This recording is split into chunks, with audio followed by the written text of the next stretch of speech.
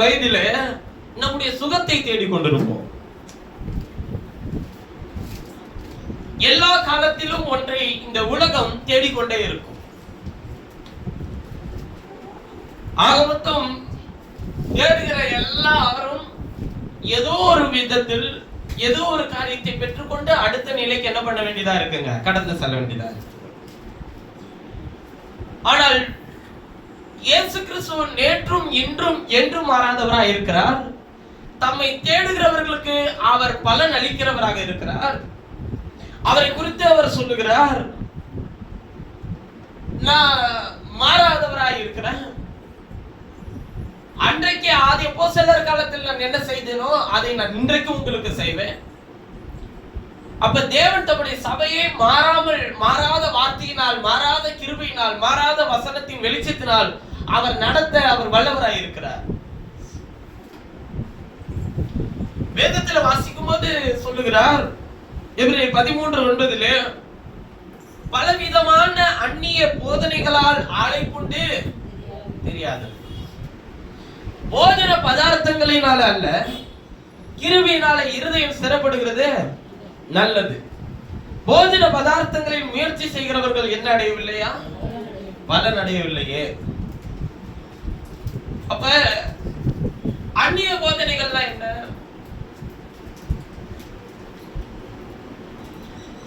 எது அந்நிய போதனைகள்? அதை குறித்து சொல்லுகிறார், பலவிதமான அந்நிய போதனைகளால் அழைப்புண்டு தெரியாதுங்கிறார். ஒவ்வொரு காலகட்டத்திலும் நான் சொன்ன ஒவ்வொரு பருவத்திலும் ரெண்டு வித உபதேசங்கள் உண்டு. ஒன்று அந்நிய உபதேசங்கள், இன்னொன்று தேவனுடைய ஆலோசனையின் மாறாத உபதேசங்கள்.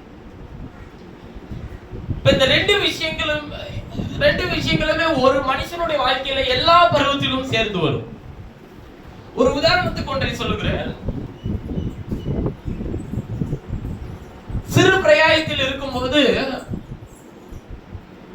பிள்ளைகளை முன்பு ஒரு காலத்தில் படிக்க வைக்க வேண்டும் என்கிற ஒரு சூழல் இருந்தது. அது என்ன படிக்க வைக்கிறோன்றது, எந்த ஸ்கூல்ல படிக்க வைக்கிறோன்றதெல்லாம் பத்தி தேவையில்லை, படிக்க வைக்கணும். இப்ப படிக்க வைக்கணும், அதோட ரொம்ப முக்கியம் எந்த ஸ்கூல்ல படிக்க வைக்கிறோம், அதான் பெரிய. அதுல ஒரு பிரஸ்டீஜ், அதுல ஒரு என்ன இருக்குங்க, அதுல ஒரு பெருமை, அதுல ஒரு தகுதி, ஒரு ஸ்தானம். படிக்க வச்சா நம்மளுக்கு ஒரு ஸ்தானம் இருக்கு அப்படின்ற மாதிரி. இப்ப வெளியில இருந்து சொல்லுகிற ஒரு காமனா, இப்ப நீங்க அதுல படிக்க வைக்கிற பிள்ளைகளும், இப்ப ஒரு பள்ளிக்கு போய் சாதாரணமா நம்ம ஒரு ஸ்டேட் போர்ட்ல படிக்க வைக்கிற பிள்ளைகளுக்கும் சிபிஎஸ்சில படிக்கிற பிள்ளைங்களும் என்னத்தை தான் கத்துக்குதுங்க? அறிவை கற்றுக்கொள்கிறது. இந்த உலகத்தை அறிகிற அறிவை கற்றுக்கொள்கிறது. ரெண்டும் ஒரே நேரத்தில் தான் வளருகிறது. இப்ப இதுல அந்நிய போதனை எதுன்னு நான் சொல்றேன்னா, பொதுவான விஷயம் என்ன? உலகத்தை அறிவை பெற்றுக்கொள்ளுது. ரெண்டுத்துக்கும் வித்தியாசம் இல்லையா பிரதர்? நிச்சயமா வித்தியாசம் இருக்கும். ரெண்டுத்துக்கும் இது இல்லையா பிரதர்? வளர்ச்சிக்கு வித்தியாசம் இல்லையா பிரதர்? நிச்சயமா சொல்றேன். வளர்ச்சி என்பது தேவன் கொடுக்கிறது, படிப்பு கொடுக்கிறது அல்ல.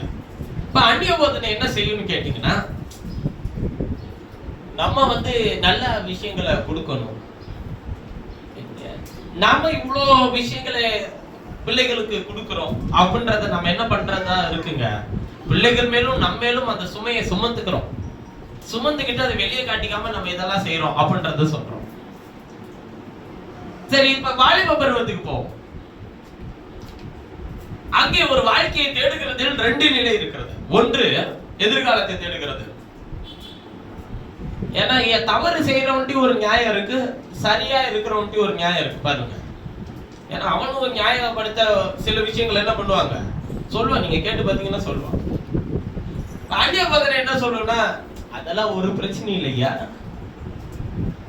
தேவன் உனக்கு வைத்தது தானே, நீங்கள் நேசிக்க வேண்டாம் என்று சொல்லவில்லை, எப்பொழுது நேசிக்கணும்னு நான் சொல்றேன்னா, நான் சொல்றேன்றதை விட வேதம் சொல்லுகிறது என்றால், நீங்கள் உடன்படிக்கை செய்து கொண்ட பிறகு உடன்படிக்கை செய்து கொண்டவரை மாத்திரம் நேசிக்க வேண்டும். அதுதான் சரியான வேதத்தின்படி இருக்கிற விஷயம். ஆனால் இது அந்நிய போதனை எப்படி இருக்கும்? நீ இப்பயே நேசிக்கலாம், அதனால ஒரு தப்பு இல்லை. பார் யாக்கோபை பார், பார் ஈசாக்கை பார், எல்லாம் சொல்லுவாங்க.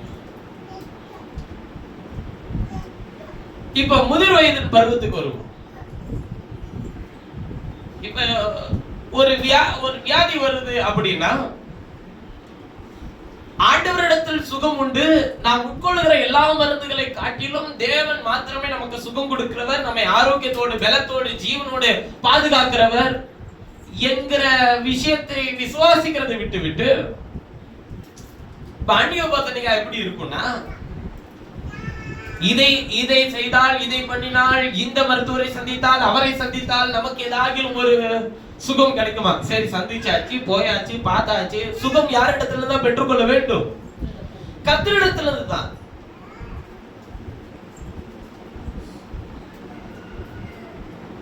அந்நிய போதனை நீ இதுல எல்லாத்துலயும் சொல்ற விஷயம் என்ன? மருத்துவர்கிட்ட போக கூடாதுன்றது தவறான விஷயம் இல்ல. மருத்துவரிடத்துல மாத்திரமே போகிறது தவறுன்னு சொல்றேன். நீங்கள் நேசிக்கிறது தவறு என்று வேதம் சொல்லவில்லை. எப்பொழுது நேசிக்க வேண்டும் என்று வேதம் சொல்லி இருக்கிறது. நீங்கள் கல்வியை கற்றுக்கொள்ள வேண்டும் என்பது தவறல்ல, இங்கேதான் கற்றுக்கொள்ள வேண்டும் என்று சொல்லுகிறது தவறு. இப்ப அந்நிய போதனை சபைக்குள் எப்படி இருக்குன்னு கேட்டா, உலகத்தில் இருக்கிற மாதிரி கிடையாது. இங்க எப்படி மாறா இருக்குன்னா, உலகத்துல எல்லாம் எப்படி இது மாதிரி செய்யணும் அது மாதிரி செய்யணும்னு நினைக்கிறீங்களோ, சர்ச்சைக்கு வரும்போது எப்படி இருக்குன்னா, அதெல்லாம் ஒண்ணும் பிரச்சனை இல்லை பிரதர். ஆண்டவர் அன்புள்ளவர், ஆண்டவர் கிருபை உள்ளவர், ஆண்டவர் இரக்கம் உள்ளவர், ஆண்டவர் மேன்மை உள்ளவர், ஆண்டவர் அவர் சமாதானத்தை தருகிறவர் என்று சொல்லி உலகத்தினுடைய விஷயத்தை கொண்டு வந்து உள்ளே புகுத்தி தேவன் வைத்திருக்கிற சரியான அந்த நிலையை நாம் என்ன பண்றோங்க? இழக்கிறவங்களா இருக்கிறோம். அப்ப வேதம் நமக்கு என்ன போதிக்கிறது என்றால், அவர் போஜன பதார்த்தங்களில் அல்ல, கிருபையினால இருதயம் சிறப்படுகிறது நல்லதுன்னு சொல்லி இருக்கிறார். ஏன் போஜன பதார்த்தத்துல சேர்த்துக்கிறாரு? அந்நிய போதனைகளால் அலைக்கொண்டு தெரியாதீர்கள் சொன்ன அதே வேதத்தில் போஜன பதார்த்தங்கள் அல்ல, கிருபையினால் இருதயம் சிறப்படுகிறது நல்லது. போஜன பதார்த்தத்தில் முயற்சி செய்தவர்கள் என்ன அடையவில்லையா? பலன் அடையவில்லை. அப்படின்னா என்ன அர்த்தம்? போஜனம் எதற்கு உட்கொள்ளுகிறீர்கள்? உங்கள் சரீரத்துக்கு. அப்ப சரீர பிரகாரமான காரியத்திற்காக, சரீர பிரகாரமான வளர்ச்சிக்காக, சரீர பிரகாரமான வாழ்க்கைக்காக, இதுக்கு எல்லாத்துக்கும் நிறைய போதனைகள் இருக்கு. இதை செய்யறது செய்யாம இருக்கிறது உங்களுடைய தனிப்பட்ட விருப்பமா இருக்கு. ஆனால் இப்ப நான் சொல்றேன், இந்த இதுல படிக்க வைங்கன்னா உங்களுடைய முயற்சி. நான் என் பிள்ளை இங்க படிக்க வைக்கல, தாராளமா, அது உங்களுடைய விருப்பம். அதுக்காக நீங்க இதுதான் செய்யணும் அதான் செய்யணும் நான் சொல்ல முடியாது. நான் ஒருவரை நேசிக்கிறதுக்கு நான் ஒரு கட்டளைப்பட்ட நீங்க சும்மா இருக்க முடியுமா? அது முடியாது. நீங்கள் ஒரு காரியத்தை செய்கிறதற்கு முன்பாக இதை செய்யலாமா வேண்டாமா என்று கர்த்தரிடத்தில் கேட்டு செய்யுங்கள். ஆனால் நான் சொல்லுகிறேன், போஜன பதார்த்தங்களினால் முயற்சி செய்தவர்கள் என்ன அடையவில்லையா? பலன் அடையல. என்ன பலன் அடையல? சரீர பிரகாரமான வளர்ச்சியை நோக்கி, சரீர பிரகாரமான வாழ்க்கையை நோக்கி, சரீர பிரகாரமான தேவையை நோக்கி இப்படி முயற்சி செய்தவர்கள் பலன் அடையல. இததான் சொல்றாரு. இதுக்கு உபதேசிக்கிற விஷயங்கள் எல்லாமே அது என்னவா? அந்நிய போதனைகளால் அளப்புண்டு தெரியாது. ஒரு காரியம் உங்களுடைய வாழ்க்கையில ஒண்ணு கிடைக்கலன்னா, தேவனுடைய சரீரமாகிய சபைக்குள்ள வரும்போது பல நிலையிலே பல விஷயங்களை ஆண்டவர் செய்வார். ஆண்டவர் எல்லாருக்கும் ஒரே மாதிரி செய்ய மாட்டார். ஒரே தேவன் தான் பர்தீமேயை குருடனை தொட்டு சுகமாக்கினார். இன்னொருவனை எச்சி துப்பி சேரை உண்டாக்கி கண்ணிலே பூசி நீ போய் சிலோவாம் குளத்திலே கழுவுன. அப்ப அவனுடைய தேவை என்ன, அவனுக்கு எப்படி கிரியை செய்ய வேண்டும் என்று கர்த்தர் என்ன பண்ணியிருப்பாருங்க, ஒரு தீர்மானத்தை வச்சிருப்பாரு. இப்படி செய் கர்த்தர் பலனை தருவார், இதை செய்தால் கர்த்தர் பலனை தருவார். நம்முடைய இருதயம் ஸ்திரப்படாத வரையிலும் தேவனிடத்திலிருந்து எந்த பலனையும் நம்மால் என்ன பண்ண முடியாது. அதனாலதான் சொல்றாரு, போஜன பதார்த்தத்தில் அல்லையா, இதை சாப்பிட்டா சரீரத்தில் நல்ல சுகம் கிடைக்கும், இதை உட்கொண்டால் இது பலன் கிடைக்கும் அப்படின்னு சொல்லலாம். இது அப்படி இல்ல. கிருபையினாலே இருதயம் ஸ்திரப்படுகிறது நல்லது. அப்ப சரீர வளர்ச்சிக்கு ஏதோ ஒண்ணு உட்கொண்டு ஏதோ ஒரு காரியத்தை செய்தரலாம். ஆனால் அப்படி முயற்சி செய்தவர்களுக்கு என்ன கொடுக்கலையா, பலன் கொடுக்கல. ஒரே காரியம் சிலருடைய சரீரத்தை ஏற்றுக்கொள்கிறது, இன்னொருவருடைய சரீரத்தில் அதை நிராகரிக்கிறது, அதை ஏற்றுக்கொள்ள முடியல. ஆனால் ஆண்டவருடைய வார்த்தையும் அவருடைய கிருபையும் உங்களுக்கு உங்களுடைய இருதயத்தை ஸ்திரப்படுத்துமானால், ஸ்திரப்படுத்துறதுன்னா என்னங்க, உறுதிப்படுத்துது. கிருபையினால இருதயம் ஸ்திரப்படுகிறது நல்லது. இப்ப சொல்றாரு, நமக்கு ஒரு பலிபீடம் உண்டு, அதற்குரியவைகளை புசிக்கிறதற்கு கூடாரத்தில் ஆராதனை செய்கிறவர்களுக்கு என்ன இல்லையா, அதிகாரம் இல்லை. ஏனென்றால் எந்த மிருகங்களுடைய ரத்தம் பாவங்கள் நிமித்தமாக பரிசுத்த ஸ்தலத்துக்குள் பிரதான ஆசாரியனாலே கொண்டு வரப்படுகிறதோ அந்த மிருகங்களுடைய உடல்கள் பாளையத்துக்கு புறம்பே என்ன பண்ணப்படுமா, சுட்டெரிக்கப்படும். அந்தபடி இயேசுவும் தம்முடைய சொந்த ரத்தத்தினாலே ஜனத்தை பரிசுத்தம் செய்யும்படியாக நகர வாசலுக்கு புறம்பே என்ன பண்ணப்பட்டார், பாடுபட்டார். ஆகையால் நாம் அவருடைய நிந்தையை சுமந்து பாளையத்துக்கு புறம்பே அவரிடத்துக்கு புறப்பட்டு போக கடவோம். நிலையான நகரம் நமக்கு இங்கே இல்லை, வரப்போகிறதையே நாடி எழுதும். இப்ப பாருங்க, நமக்கு ஒரு பலிபீடம் உண்டுன்றார். அதற்குரியவைகளை புசிக்கிறதற்கு கூடாரத்தில் ஆராதனை செய்கிறவர்களுக்கு என்ன இல்லையா, அதிகாரமே இல்லைன்றாரு. ஏன் பலிபீடத்துக்கு உள்ள இருக்கிறத புசிக்க ஆராதனை செய்யறவங்களுக்கு அதிகாரம் இல்லைன்றாரு? நமக்கு ஒரு பலிபீடம் உண்டு. இப்ப பலிபீடத்தில் யார் இருக்கிறது? ஏன் கூடாரத்தில் ஆராதனை செய்கிறவர்களுக்கு அதற்குரியவைகளை புசிக்கிறதற்கு அதிகாரம் இல்லைன்றாரு? பாருங்க, கூடாரத்தில் ஆராதனை செய்கிறவர்கள் நியாய பிரமாணத்தின்படி ஆராதனை செய்தவர்கள். இவங்களுக்கு இப்ப பலிபீடத்தில் இருக்கிற இயேசுவுக்கு என்ன இல்லைங்க, சம்பந்தம் இல்லை. ஏனென்றால் எந்த மிருகங்களுடைய ரத்தம் பாவங்கள் நிமித்தமாக பரிசுத்த ஸ்தலத்துக்கு பிரதான ஆசாரியனாலே கொண்டு வரப்படுகிறதோ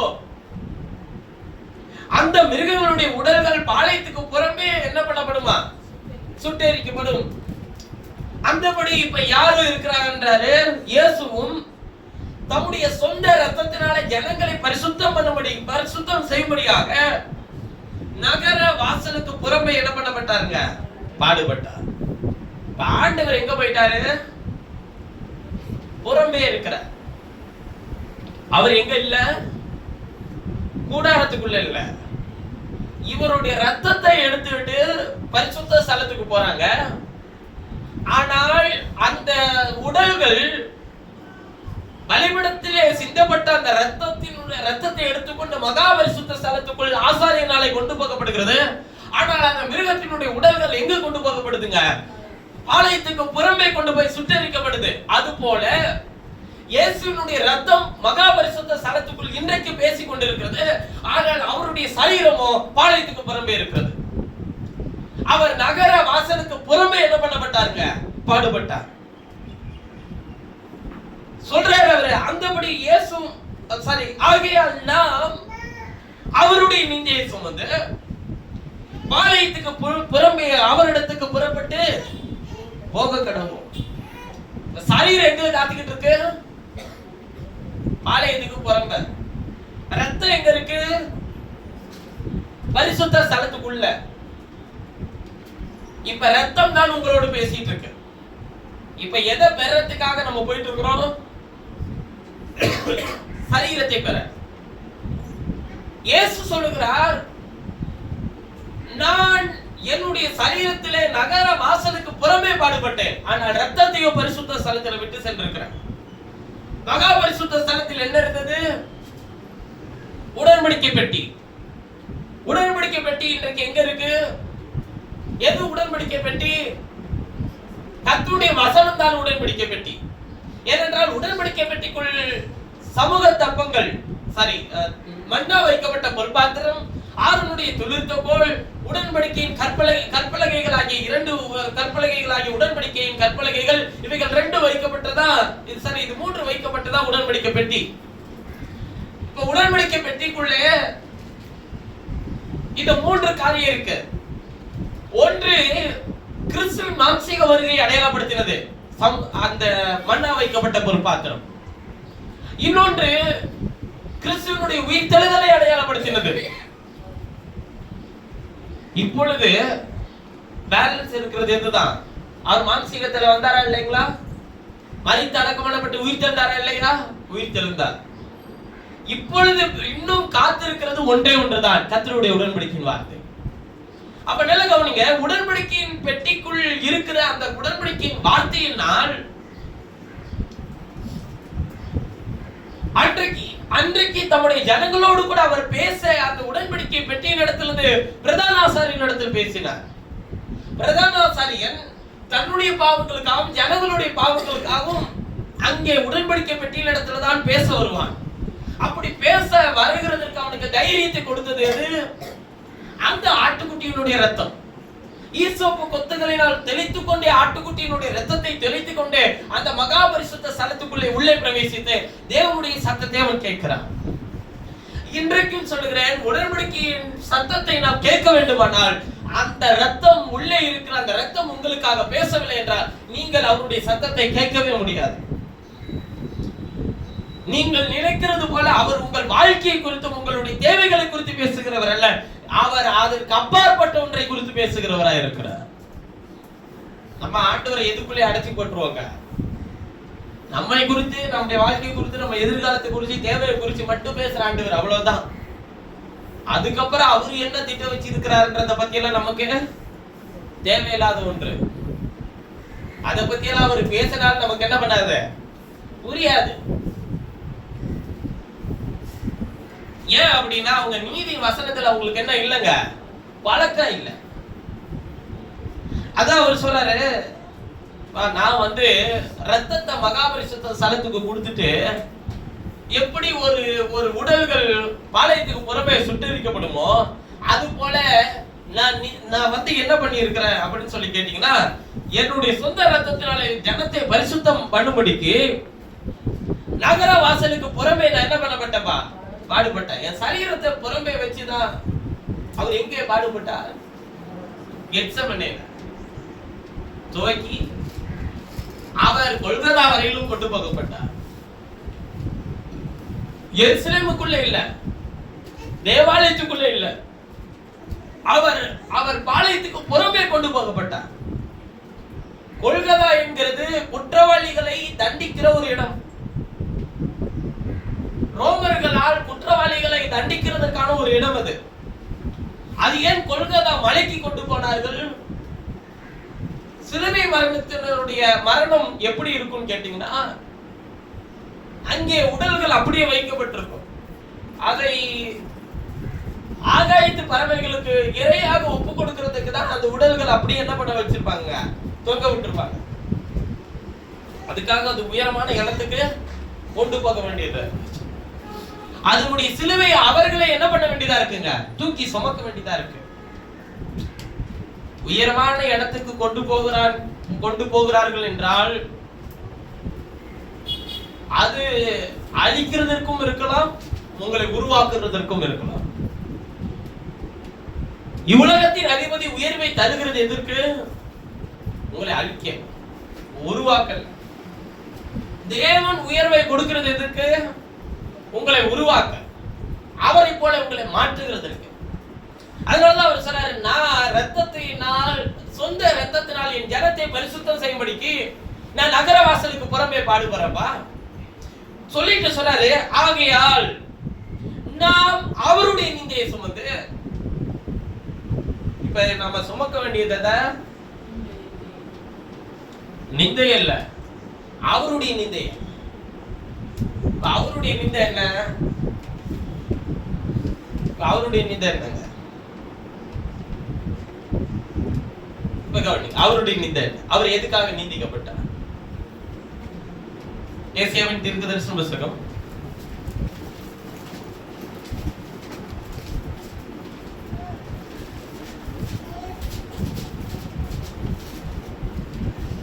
53வது அதிகாரம் 4வது வசனத்திலிருந்து 5-6 வசனத்தை வாசிக்கலாம். நம்முடைய மீறுதல் நிமித்தம் அவர் காயப்பட்டு, நம்முடைய அக்கிரமங்கள் நிமித்தம் அவர் நொறுக்கப்பட்டார். நமக்கு சமாதானத்தை உண்டு பண்ணும் ஆக்கினை அவர் மேல் வந்தது. அவருடைய தழும்புகளால் குணமாகும். நம்முடைய மீறுதல்கள் நிமித்தம் அவர் காயப்பட்டு, நம்முடைய அக்கிரமங்கள் நிமித்தம் அவர் நொறுக்கப்பட்டார். நமக்கு சமாதானத்தை உண்டு பண்ணும் ஆக்கினை அவர் மேல் வந்தது. அவருடைய தழும்புகளால் குணமாகிறோம். நாம் எல்லாரும் ஆடுகளைப்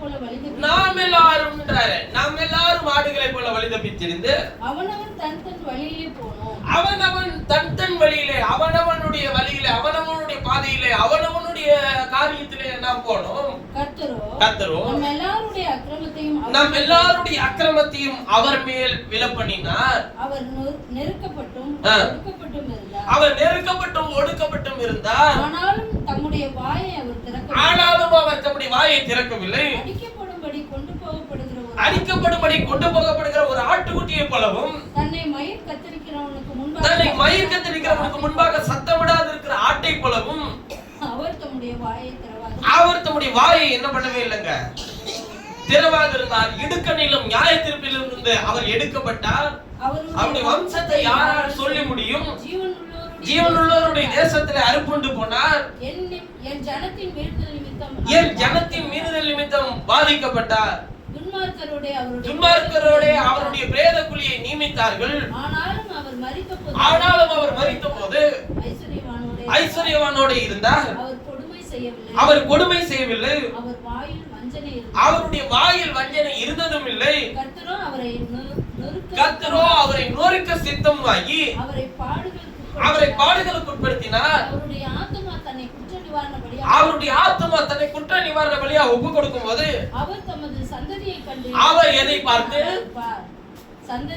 சந்ததியை கண்டு நீடித்த நாளாய் இருப்பார். கர்த்தருக்கு சித்தமானது அவருடைய கையினால் வாய். வேதம் தெளிவாய் சொல்லி இருக்கிறது. இன்னும் தொடர்ந்து நீங்க அந்த 2 வசனத்தை வாசிங்கன்னா உங்களுக்கு அவர் எப்படி அநேகர் நீதிமான்களாக்க முயற்சி செய்தார் என்பதெல்லாம் வேதம் சொல்லுது. அவர் தமது ஆத்தும வருத்தத்தின் பலனை கண்டு திருப்தியாவார். தம்மை பற்றும் அறிவினால் அவரை பற்றும் அறிவினாலே அநேகரை நீதிமான்களாக்குவார். அவர்களுடைய அக்கிரமங்களை தாமே அவர் சுமந்து கொள்வார். அவர் தம்முடைய ஆத்துமாவை மரணத்தில் ஊற்றி அக்கிரமக்காரரில் ஒருவராக எண்ணப்பட்டு அநேகருடைய பாவத்தை தாமே சுமந்து அக்கிரமக்காரருக்காக வேண்டிக் கொண்டது நிமித்தம் அநேகரை அவருக்கு பங்காக கொடுப்பேன். பலவான்களை அவர் தமக்கு கொள்ளையாக என்ன பண்ணுவாருங்க? பங்கிட்டுக் கொள்வார். வேதம் தெளிவாய் சொல்லுகிறது. இதெல்லாமே அவருடைய நிந்தை. இப்ப நீங்க சுமக்க வேண்டியது எதை? அவருடைய நிந்தைய. அப்படின்னா என்ன? நீங்க சிலுவையை சுமக்கணுமா? நீங்க இது போல பாடுகளை சுமக்கணுமா? இதெல்லாம் யாருக்காக சுமந்து இருக்கிறாரு? நீங்க செய்ய வேண்டியதை தான் அவர் செய்திருக்கிறார். நீங்க பட வேண்டிய பாடுகளை தான் அவர் ஏற்றுக்கொண்டிருக்கிறார். நம்முடைய அக்கிரமங்கள் நிமித்தம் அவர் நொறுக்கப்பட்டார். அவர் சொல்றாரு, நம்முடைய மீறுதல் நிமித்தம் அவர் காயப்பட்டு, நம்முடைய அக்கிரமங்கள் நிமித்தம் அவர் என்ன பண்ணப்பட்டாருங்க? நமக்கு சமாதானத்தை உண்டு பண்ணும் ஆக்கினை அவர் மேல் வந்தது. அவருடைய தழும்புகளால் நாம் குணமாகிறோம். குணமாகுதல் வேறு, சுகமாகுதல் வேறு. குணம் எதுக்கு தேவை? சரீரத்துக்கு, ஆத்மாவுக்கா? அவருடைய தழும்பினால் குணமாகிறீர்கள் எழுதியிருக்கலாம். அந்த குணம் எதுக்கு தேவை? ஆத்மாவுக்கு. சரீரத்துக்கு என்ன தேவை? சுகம் தேவை. ஆத்மா குணமாச்சுனா தான் சரீரத்துக்கு என்ன கிடைக்கும்? சுகம் கிடைக்கும். ஆத்மா குணமடையாம சரீரத்துக்கு சுகம் கிடைக்காது. அப்ப ஆத்மாவை குணமடைய செய்யக்கூடிய ஒரே வல்லமை கர்த்தருடைய காயத்துக்கு மாத்திரமே உண்டு. அது என்ன காயம்? அது உங்களை பரிசுத்தமாக்கக்கூடிய காயம். விசுவாசத்தை உண்டாக்கக்கூடிய காயம். அது உங்களுக்கு தேவன் கிருபை தரலன்னா நீங்க அந்த காயத்துக்குள்ள போய் நிற்க முடியாது. ஆண்டவர் சொல்லுகிறார், நான் எவன் மேல் இரக்கமா இருக்க சித்தமா இருப்பேனோ அவன் மேல் இரக்கமா இருப்பேன். எவன் மேல் மன உருக்கமா இருக்க சித்தமா இருப்பேனோ அவன் மேல் மன உருக்கமா இருப்பேன். ஆகையினால் ஓடுகிறவனால் வல்ல, விரும்புகிறவனால் வல்ல, இறங்குகிற தேவனாலேயே எல்லாம் ஆகும். அப்ப தேவன் உங்களுக்கு இரக்கம் பாராட்டி உங்களை அந்த காயத்திற்குள்ளே கொண்டு வந்து உங்களை தலைமையினால் குணமாக்கி உங்கள் ஆத்மாவில் இருக்கிற எல்லா காயத்தையும் அவர் நீக்கி உங்கள் சரீரத்திலே சுகத்தை தந்து ஜீவனை தந்து பலத்தை தந்து இதெல்லாம் செய்கிறதற்கு அவர் நம்ம எல்லாருடைய நிந்தையை அவர் என்ன பண்ணிட்டாருங்க? சுமந்துட்டார். இப்ப நீங்க சுமக்க வேண்டியது யாருடைய நிந்தைய? அவருடைய நிந்தைய. அவருடைய நிந்தை என்ன? உங்களுடைய நிந்தை அக்கிரமம், மீறுதல்கள், பாவங்கள், அசுத்தங்கள், வியாதிகள், வேதனைகள், கஷ்டங்கள், உலகத்தினுடைய பலவீனங்கள் எல்லாவற்றையும் அவர் சுமந்து தீர்த்தார். உங்களை நீதிமன்றம் ஆக்கி வைத்திருக்கிறார், தம்முடைய பிள்ளைகளாக்கி வைத்திருக்கிறார். இப்ப இதெல்லாமே யாருடைய நிந்தையை சுமந்துக்கிட்டார்? அவரு நம்முடைய நிந்தையை சுமந்துக்கிட்டார். இப்ப அவரு என்ன சொல்றாரு? நாம் அவருடைய நிந்தையை சுமந்து பாளையத்துக்கு புறம்பே அவரிடத்திற்கு சொல்றாரு. என்ன சொல்றாரு? அவரிடத்திற்கு போய் பாடுபடுவோன்னு சொல்லல, புறம்பே போய் பாடுபடுவோன்னு சொன்னாரா? புறப்பட்டு போவோன்னு சொன்னாரா? பாளையத்துக்கு புறமே புறப்பட்டு போவோன்றார். அப்படின்னா என்ன அர்த்தம்? கவனிங்க. இப்ப இயேசுவை எடுத்துப்போம், இயேசு கிறிஸ்துவை எடுத்துப்போம். இவர் தன்னுடைய மீறுதல்களை ஏற்றுக்கொள்ளும் போது அவர் எதோடு ஒப்பிடுறாருன்னா பழைய ஏற்பாட்டில் இருந்த ஒரு ஆட்டுக்குட்டியோடு ஒப்பிடுகிறார்.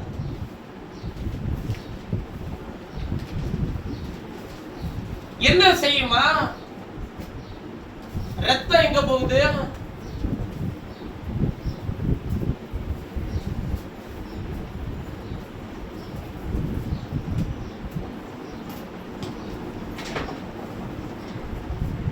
ரத்தம் ஒரு இடத்துக்கு போகுது. அது எங்கன்னா பலிபீடத்துக்கு. சரீரம் எங்க போகுது? புறம்பே. இயேசு சொல்றாரு, பழைய ஏற்பாட்டில் நடந்த ஆட்டுக்குட்டியை போல நான் என்ன சொல்றேன்னா, என்னுடைய ரத்தத்தினால யாரை பரிசுத்தமாக்குறேன்? ஜனத்தை.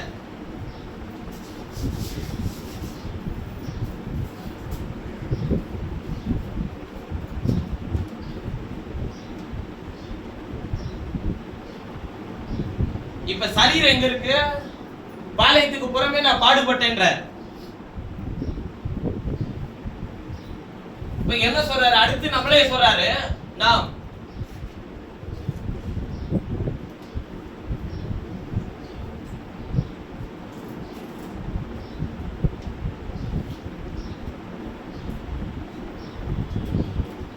இப்ப இங்கே நம்மளே என்ன சொல்றாரு?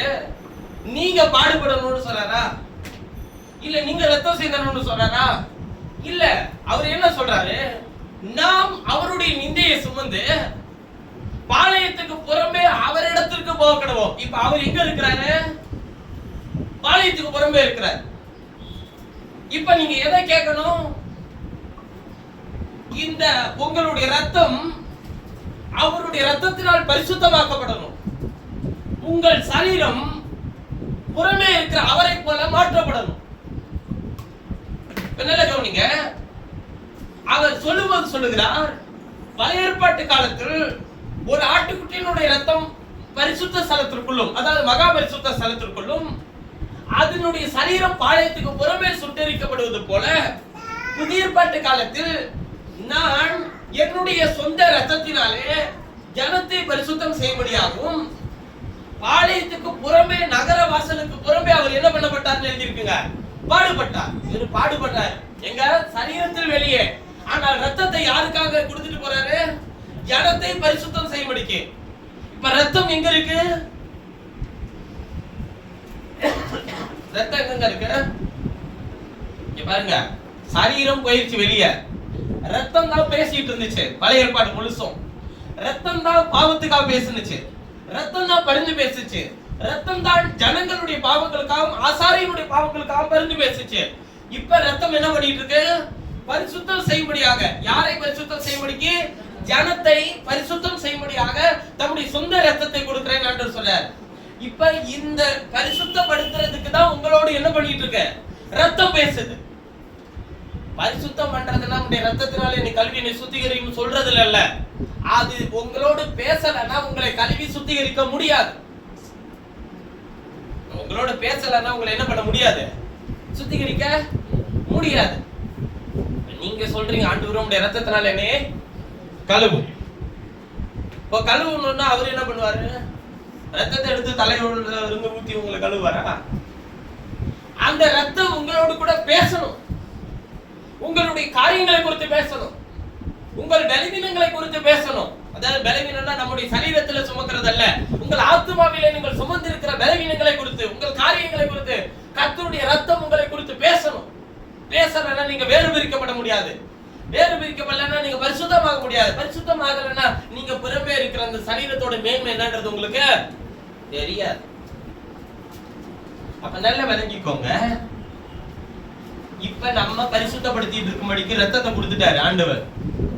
இப்ப அடுத்து எங்க போகணும்? நம்ம நிந்தையை சுமந்து ஆலய நகரவாசலுக்கு புறம்பே இருக்கிற அவரிடத்திற்கு, பாளையத்துக்கு புறம்பே அவரிடத்துக்கு புறப்பட்டு போகணும்.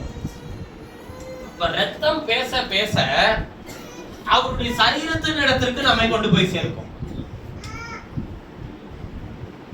ஏன்னா இங்க நிலையானது ஒன்று இங்க இல்ல. வரப்போகிறதையே நாடி தேடுகிறோம். அது பாளையத்துக்கு புறம்பே ஒரு நாள் வந்து நிற்கும். வரும்போது இந்த ரத்தம் யாரிடத்தில் பேசிக் கொண்டிருக்கிறதோ அவர்களை அவரிடத்திற்கு நிச்சயமாய் கொண்டு போய் சேர்க்கும். எதுல? ரத்தம் இப்பொழுது உங்களை பரிசுத்தம் பண்ணுது, ஆனால் உங்கள் சரீரம் அவரை போல மாற்றப்படும். பாளையத்துக்கு புறம்பே இருக்கிற அவரிடத்திற்கு நீங்கள் சேர்க்கப்படும் போது அவரை போலவே நீங்களும் நானும் என்ன பண்ணப்படுவோங்க? நிச்சயமாய் மாற்றப்படும். அவரை போலவே அவருடைய சித்தத்தை செய்து முடித்த அவரை போலவே மாற்றப்படுவோம். இந்த உலக பிரகாரமான வாழ்க்கையில நிந்தையை அவருடைய நிந்தையை சுமத்தல்னா என்ன அர்த்தம்? இப்ப இவருடைய நிந்தையை சுமக்கிறது மட்டும்தான் பேலன்ஸ் இருக்கு. இப்ப இவர் பாரம்பரியத்துக்கு புறம்பே காத்துட்டு இருக்கிறாரு.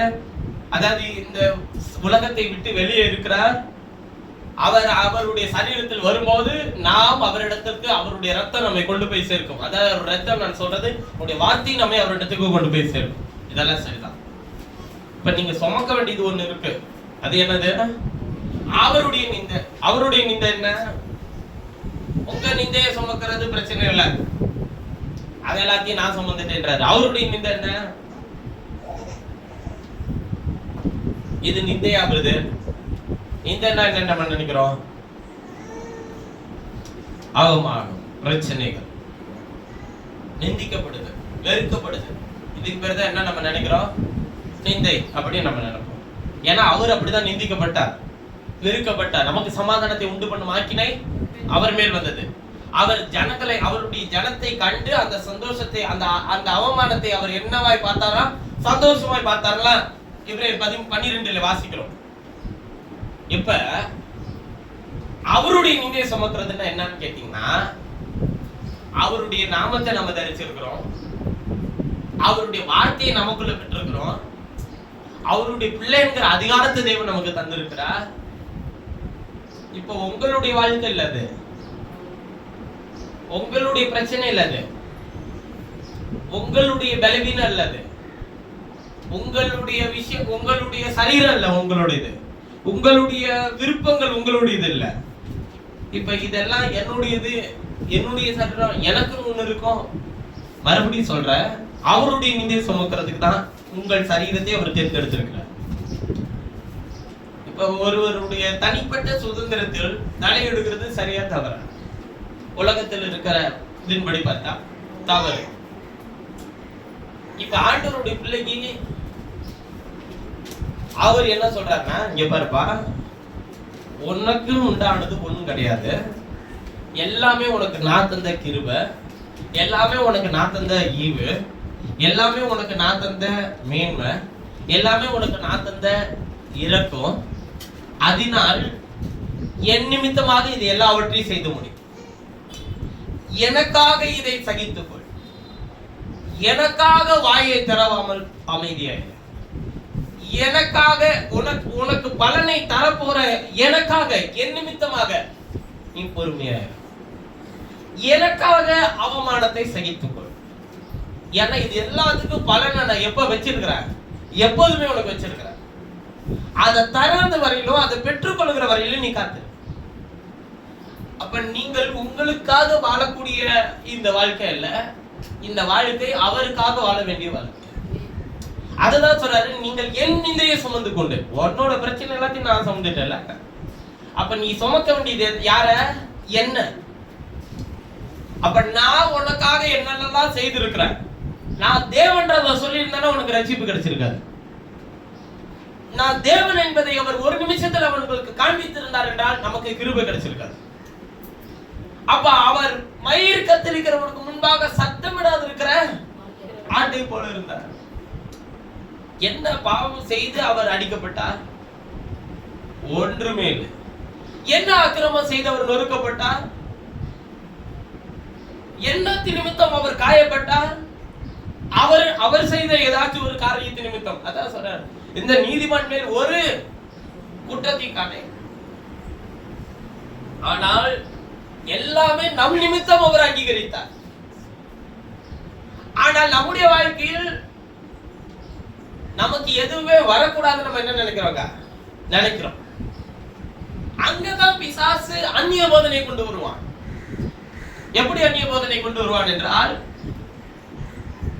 உன்னுடைய வாழ்க்கையில ஏன் இந்த சூழல், நீ கர்த்தரை தேடுற உனக்கு ஏன் இந்த பிரச்சனை, உன்னுடைய வாழ்க்கையில உனக்கு ஏன் இந்த குறைவு, உன்னுடைய வாழ்க்கையில உனக்கு ஏன் இந்த பலவீனம், பலவிதமான அந்நிய போதனைகளை உள்ளே கொண்டு வருவார். இந்த போஜனத்தினால திருப்தி செய்ய முடியாது. கிருபையினால இருதயம் சிறப்படுகிறது தான் நல்லது. இருதயம் சிறப்படுறதுன்னா என்ன? பக்குவம் அடையும். எப்படி பக்குவம் அடையும்? நீதியின் வசனத்துல பழகணும். இது நல்லது, இதை அனுமதித்த தேவனுக்கு நன்றி, இதிலிருந்து மீட்டெடுக்க போகிற தேவனுக்கு நன்றி, இதை அனுமதித்த தேவன் என்னை இதிலிருந்து தப்புவிக்க வல்லவராய் இருக்கிறார், தப்புவிக்க விட்டாலும் நான் தேவனுடைய வாக்கில் உறுதியாயிருப்பேன். அதுதானே அக்கினி ஜுவாலைக்குள்ளிருந்து சிங்கக்கெபியிலிருந்து அவனை மீட்டு கொண்டு வந்தது. இன்னைக்கு நம்ம சொல்றோம் அது மீட்டு கொண்டு வந்ததுன்னு. அன்னைக்கு போகும்போது அவனுக்கு இருந்த நிலைமை என்ன? அப்ப அதுக்குள்ள போகாம யாரும் மீட்டு கொண்டு வந்ததை குறித்து பேச முடியாது. அப்ப நல்ல கவனிங்க, நிந்தையை சுமக்க நாம் எப்பொழுதும் ஆயத்தமா இருக்கணும். எந்த நிந்தை என்றால், தேவனை ஆராதிக்கிறது நிமித்தமாய் வரக்கூடிய நிந்தை, தேவனை தொழுது கொள்கிறது நிமித்தமாய் வரக்கூடிய நிந்தை.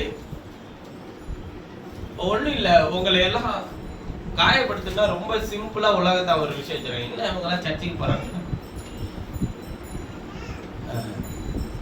அப்ப மற்ற எதுவுமே உங்களை கெட்ட வார்த்தை எல்லாம் திட்டவே வேணாம். அந்த ஒரு வார்த்தை சொன்னாலே போதும். என்ன ஆச்சு?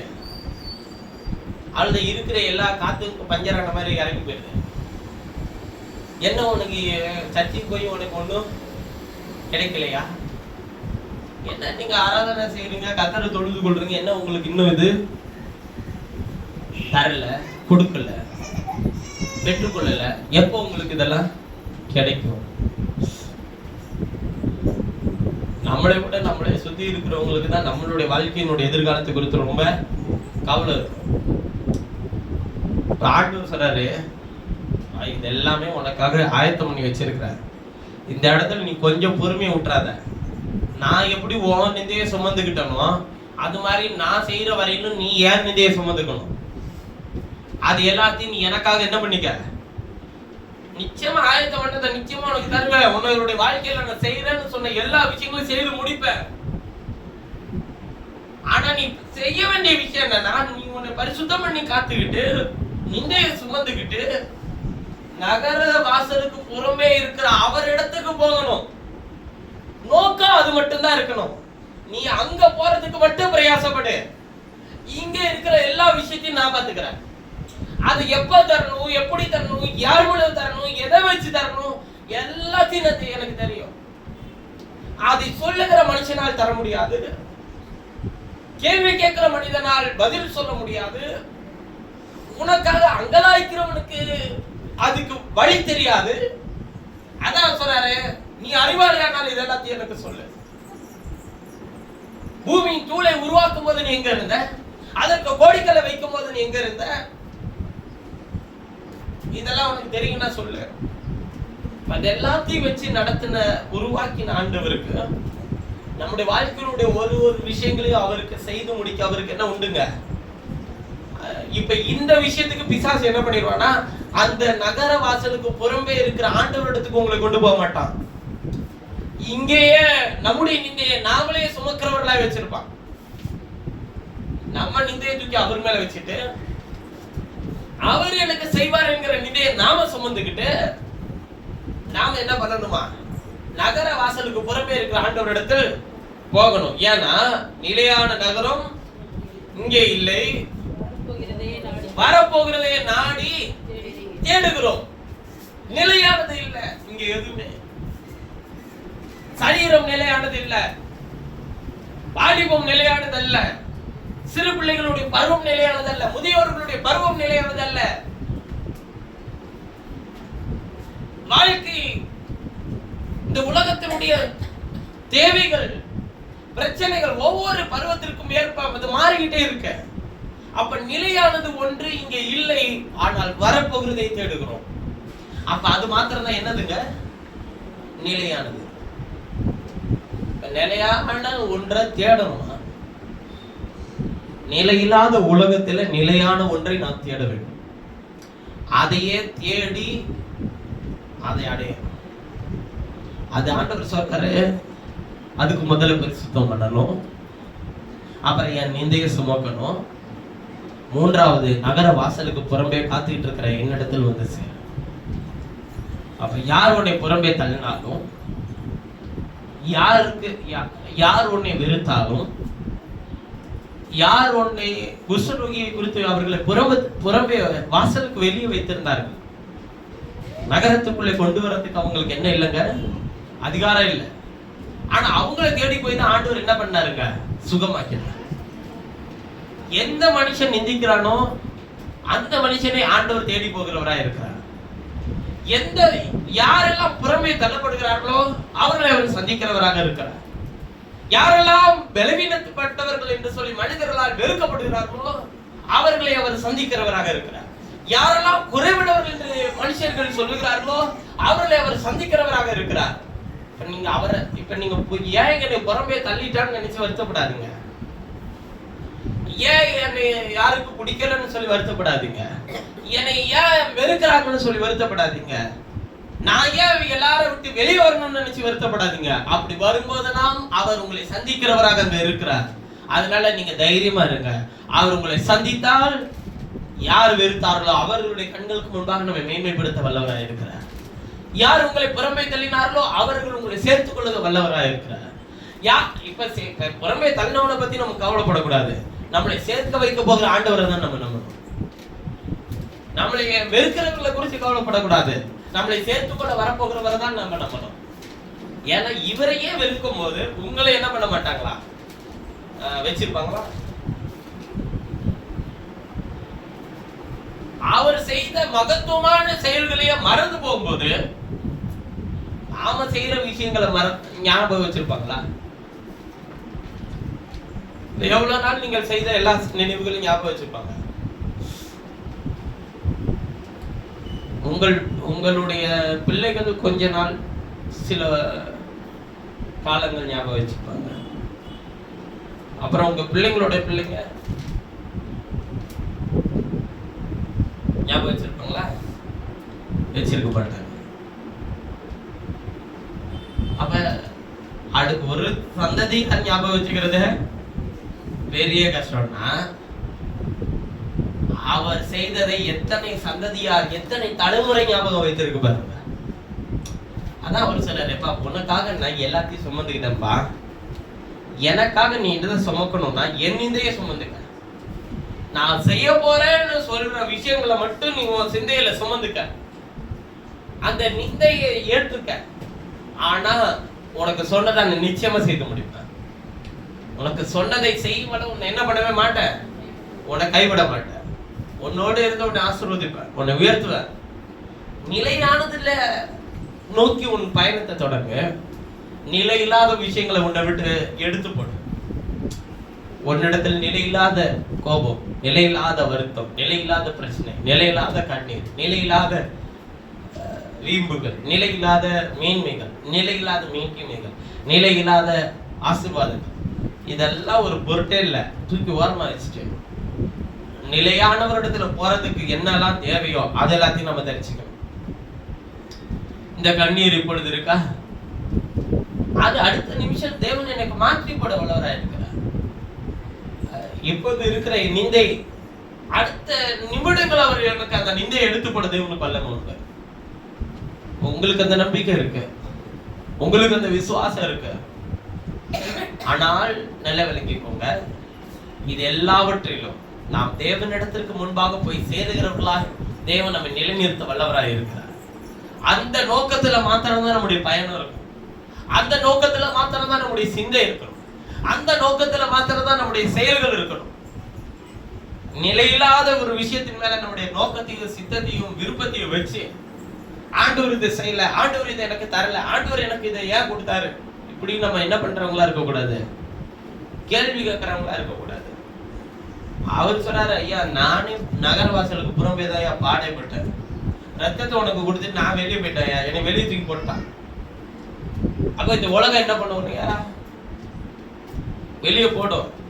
அப்படி போடும்போதெல்லாம் உனக்காக நாங்க காத்துட்டு இருக்கிறோம். ஏன்னா என்னை தூக்கி போட நீ அங்க வருவேன்னு தெரிஞ்சுதான் நான் உனக்கு முன்னாடியே வெளியே போயிட்டேன். அதனால அங்க இருந்தாலும் நான் உன்னோட இருக்கிறேன், உள்ள இருக்கிற அங்கேயே ரத்தம் உன்னோட பேசிட்டே இருக்கும். ஆமாதான், நீ உள்ள இருந்தாலும் என்னுடைய ரத்தத்தினால போஷிக்கப்படணும், வெளியே வந்தாலும் என்னுடைய சரீரத்தை போல நீ என்ன பண்ணப்படணுங்க, மாற்றப்படணும். அதான் சொல்ற, நிலையானது இல்லையா, இது இந்த நகரம் நிலையானது இல்ல, இந்த சரீரம் நிலையானது இல்ல. ஆனால் அவர் வரும்போது நிலையான நகரமாகிய அவருடைய சரீரத்தையே நாடி தேடுகிறோம். அது வரப்போகிற நகரமாக இருக்கிறது. அந்த நகரமாகிய சரீரத்தில் உங்களுக்கும் எனக்கும் ஒரு பங்கு உண்டு. அந்த சரீரத்துல தேவன் நம்மை கொண்டு போய் சேர்க்க ஒரு வல்லவராய் இருக்கிறார். அதை குறித்து அவர் சொல்லுகிறார், அந்நிய போதனைகளால் அல்ல.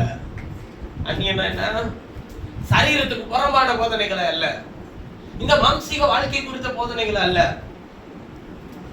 போஜன பதார்த்தங்கள் அல்ல. கிருபையினால இருதயம் சிறப்படுகிறது. நல்லதுப்பா, உனக்காக ஜெபம் பண்ணு, உன்னை சுற்றி இருக்கிறவர்களுக்காக வேண்டுதல் செய், உன்னுடைய சொந்த பந்தங்களுக்காக வேண்டுதல் செய், தேவனுடைய அறிவை பெற்றுக்கொள்ள தேசங்களுக்காக வேண்டுதல் செய். ஆனால் உன்னை ரட்சிக்கிற கர்த்தருடைய வல்லமை, உங்களை உருவாக்குகிற கர்த்தருடைய வல்லமை, உறுதியாய் உங்களை முன்னோக்கி நகர்த்துகிறதற்கு நீங்கள் ஒவ்வொரு நாளும் கர்த்தருடைய சமூகத்தில் அநேகருக்காக நிற்க வேண்டியது இங்க அவசியமா இருக்கு. நாம பெற்றுக்கொண்ட இதே ரட்சிப்பை இன்னும் எவ்வளவு பேர் பெற்றுக்கொள்ள வேண்டியதா இருக்கு. இன்னும் அநேகருக்கு கர்த்தருடைய வார்த்தையை கொண்டு போய் சேர்க்கிற உபாத்தியாய் கர்த்தர் உங்களையும் என்ன பண்ணணுங்க, பயன்படுத்தணும். அதுக்கு முதல்ல நம்முடைய வாழ்க்கை எப்படி இருக்கணுங்க, சாட்சியா தேவனுடைய வசனத்தின்படி வாழக்கூடிய ஒரு வாழ்க்கை வேணும். சும்மா அந்த மாம்சீகமான வீம்பு, வைராக்கியம், மேன்மை, கோபம் இதெல்லாம் வச்சு நீங்க ஆண்டவருடைய சமூகத்துக்குள்ள என்ன பண்ணவே முடியாது, போகவே முடியாது. பாருங்க, அதெல்லாம் இருந்துச்சுன்னா இதெல்லாம் இந்த காதுல வாங்கி இந்த காதுல விட்டுட்டு நம்ம செய்யற விஷயம் தேவனுக்கு முன்பாக நிறைவுள்ளதா இருக்கா, உண்மையா நம்ம அவருக்கு முன்னாடி வேலை செய்யறோமா, அவருக்காக உண்மையா இருக்கிறோமா, போயிட்டே இருங்க. மனுஷன் பலன் தருமா அப்படின்னு எதிர்பார்த்துட்டு இருந்தேன்னா உன்னுடைய ரட்சகராகிய தேவனுக்கே மனுஷன் பலன் தரல. நீ நல்லவன் பேரு மனுஷன் வாங்குமா, தேவனுடைய கர்த்தரால் புகழப்படுகிறவனே உத்தம். நீ செய்யற எல்லாத்துக்கும் பலன் தேவன் தருவார். ஆனா அவர் நிமித்தம் நீங்க மனுஷனுக்கு செய்யணும், அவ்வளவுதான். அது இதெல்லாம் ஒரு பெருசா, எதை செய்தாதான் பெருசுன்னு சொல்லலாம் மனுஷன். ஆகினாலே நாம் செய்கிற எல்லாத்துக்கும் பலனை தேவன் தருவார். அந்த நோக்கத்தோடு நாம் வேலை செய்யணும். எல்லாரையும், எல்லா மனுஷனையும், நான் பலமுறை ஊழியத்திலும் சரி, ஒரு நிகழ்ச்சி நடத்தும் போது சரி, எல்லா மனுஷனையும் பிரியப்படுத்தி ஒரு விஷயத்தை என்ன பண்ண முடியாது, செய்ய முடியாது. ஆனா பிரியப்படுத்துகிற ஒருத்தவரை மட்டும் பிரியப்படுத்தி வேலை செஞ்சோம்னா, எவனுக்கு பிரியம் இல்லைனாலும் சரி, எனக்கு அதை பத்தி கவலை இல்லை, அவரை பிரியப்படுத்தி வேலை செஞ்சுட்டு போயிட்டே இருக்கும். அவருக்கு பிரியமானது என்ன? விசுவாசம் இல்லாமல் தேவனுக்கு பிரியமா இருப்பது கூடாத காரியம். அவருக்கு மாத்திரம் விசுவாசம் வைத்து அவரை மாத்திரம் பிரியப்படுத்தணும்னா, யாருக்கு பிரிய இருக்கோ பிரிய இல்லையோ அவனெல்லாம் கூட்டிட்டு வந்து சேர்க்க தேவனுக்கு வல்லம் உண்டு. அவர்கள் எல்லாரையும் கூட்டி சேர்க்க தேவனுக்கு வல்லம் உண்டு. ஆனா இப்ப நீங்க மனுஷரை பிரியப்படுத்திட்டு கர்த்தரை பிரியப்படுத்தாம விட்டுட்டோம் அப்படின்னா, கர்த்தரை பிரியப்படுத்துறதுன்னா ஊழியக்காரனை பிரியப்படுத்துறது இல்ல, தவறா புரிஞ்சுக்க கூடாது. நாம் செய்யக்கூடிய எல்லா விஷயங்களும் தேவனுக்கு பிரியமா இருக்கா, வார்த்தையின்படி இருக்கா, நம்முடைய சிந்தை, செயல்கள், யோசனைகள், பேச்சுகள் யாருடைய மனதை, யாருனால நம்ம மனசை காயப்படுத்திட்டோம். ஆனா நாம் யாருடைய இருதயத்தை என்ன பண்ண தேவையில்லை, காயப்படுத்த தேவையில்லை, அவசியமும் இல்லை. இருக்கிற வேதனையே நம்மளால சுமக்க முடியல, இதுல வேற அவனை வேதனைப்படுத்தி அந்த வேதனையை வேற யார் சுமந்துக்கிறது? என்ன சொல்லுங்க? அதனாலதான் சிம்பிளா வச்சுக்கோங்க, இதெல்லாம் உனக்காக செய்யல, ஆண்டவருக்காக செய்யல. இதுக்கெல்லாம் நீ பலன் தர தேவையில்ல, அவர் என்ன தருவார். நீ என்னோடு இருக்க தேவையில்ல, அவர் என்னோடு இருப்பாரு. நீ எனக்கு சமாதானத்தை தர தேவையில்ல, அவர் எனக்கு சமாதானத்தை தருவார். நீ எனக்கு பலத்தை கொடுக்க முடியாது, அவர் எனக்கு பலத்தை தருவார். நீ எனக்கு பலனை கொடுக்க முடியாது, அவர் எனக்கு பலனை தருவார். நீ எனக்கு நித்திய ஜீவனை கொடுக்க முடியாது, அவர் எனக்கு தருவார்.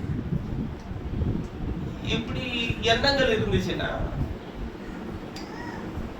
மனுஷன் இதை செய்யல, மனுஷன் எனக்கு இதை தரல, மனுஷன் எனக்கு இதை பண்ணல, மனுஷன் எனக்கு இதை கொடுக்கல, மனுஷனை பாதுகாக்கல, மனுஷனை உயர்த்தல, மனுஷனுக்கு ஒரு நல்ல ஒரு விஷயம், ஒரு கிரெடிட் தரல,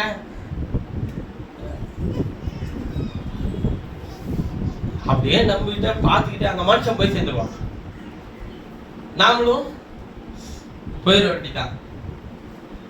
நிலையானதின் மேல் நம்பிக்கை வையுங்கள், நிலையான ஒரு இடத்தில் எதை வேண்டுமானாலும் பெற்றுக் கொள்ளுங்கள், நிலையானவருக்காக வாழுங்கள், அதற்காகவே நாடி தேடுங்கள்.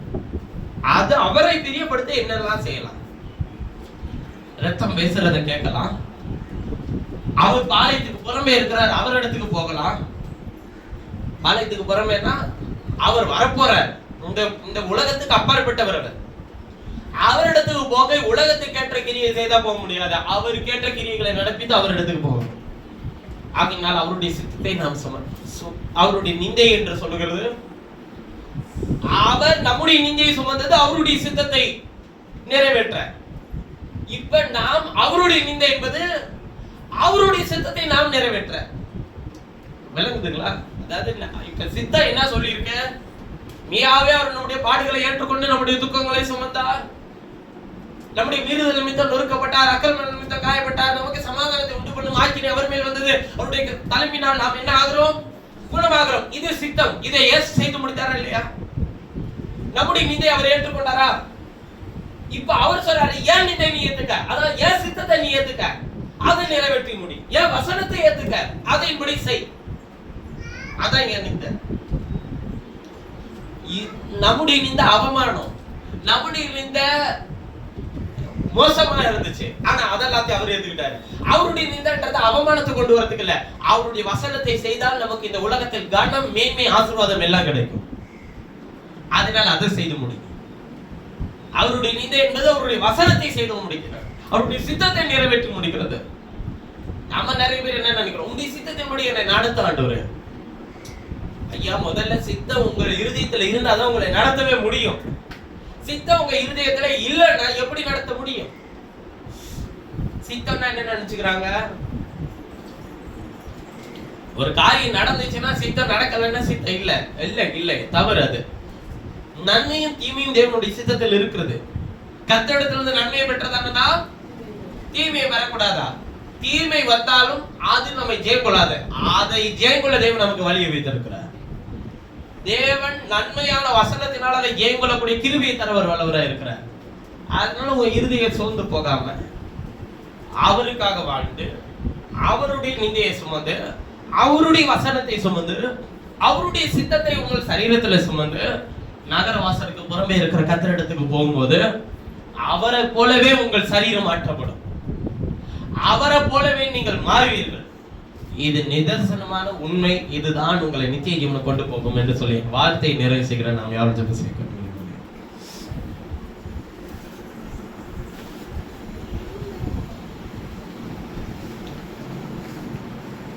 எங்கள் நேசிக்கிற எங்கள் பரலோக பிதாவே, இந்த நல்ல மதியான வேலைக்காக நன்றி.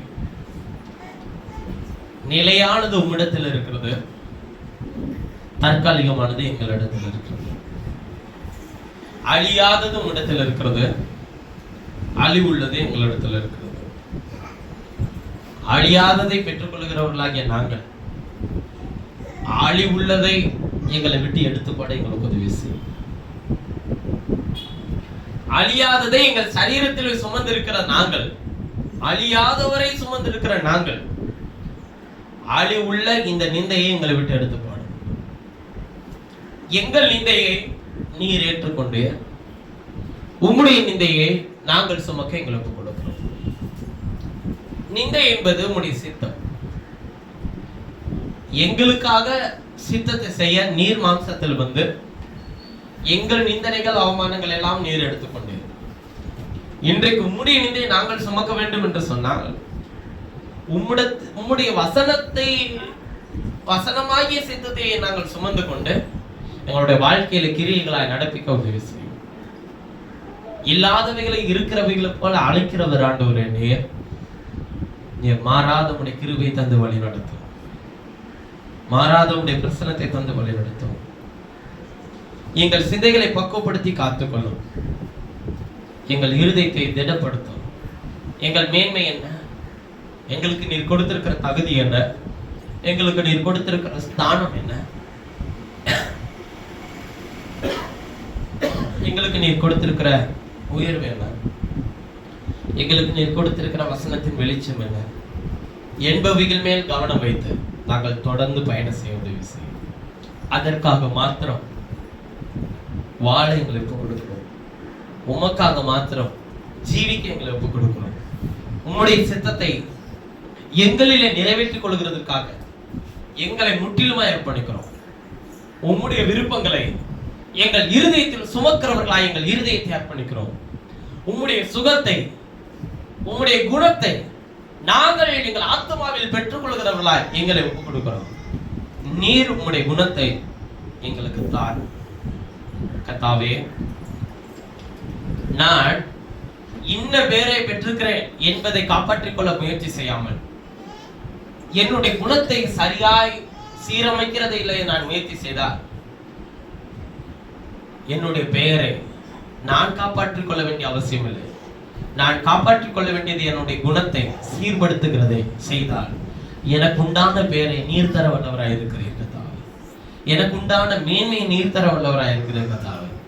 நான் இன்னாராய் இருக்கிறேன் அதை காப்பாற்றிக் கொள்ள முயற்சி செய்கிறதை விட்டு என்னுடைய குணத்தை சரிப்படுத்துகிற காரியத்திலே நான் முயற்சி செய்தால் என்னுடைய பெயரை நீர் உயர்த்த வல்லவராய் இருக்கிறேன். எனக்கான பங்கை நீர் தர வல்லவராய் இருக்கிறேன். என் பெயரை நீர் பெருமைப்படுத்த வல்லவராய் இருக்கிறேன். நீர் பெருமைப்படுத்தினால் அதை உலகத்தின் மனிதர்கள் எதிர்க்க முடியாது. நீர் என்னை உயர்த்தினால் இந்த உலகத்தின் மனிதர்கள் என்னை தாழ்த்த முடியாது. நீர் என்னை நீர் எங்களுக்கு சுகம் கொடுத்தால் இந்த உலகத்தின் மனிதர்கள் எங்களை பலவீனப்படுத்த முடியாது கர்த்தாவே.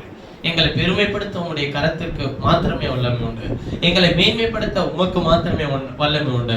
எங்களை ஆசீர்வதிக்க உமக்கு மாத்திரமே வல்லமை உண்டு. எங்களை சுகமாக்க உமக்கு மாத்திரமே வல்லமை உண்டு. எங்களுக்கு ஜீவனை கொடுக்க உமக்கு மாத்திரமே வல்லமை உண்டு கர்த்தாவே.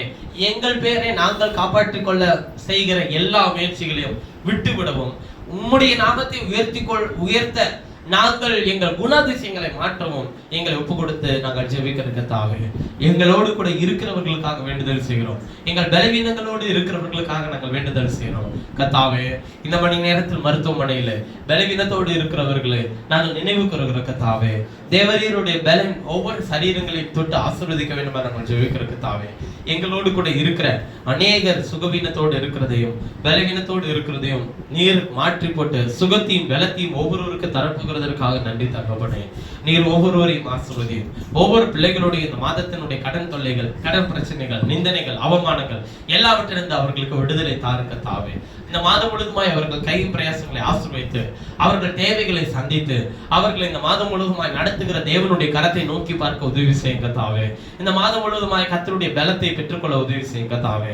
இந்த மாதம் முழுவதுமாய் அவர்களோடு கூட இருந்து எல்லா ஆபத்துகளுக்கும், எல்லா வித விக்னங்களுக்கும் உம்முடைய பிள்ளைகளை விலக்கி ரட்சிக்க வேண்டுமா நான் ஜெபிக்கிறேன் தாவே.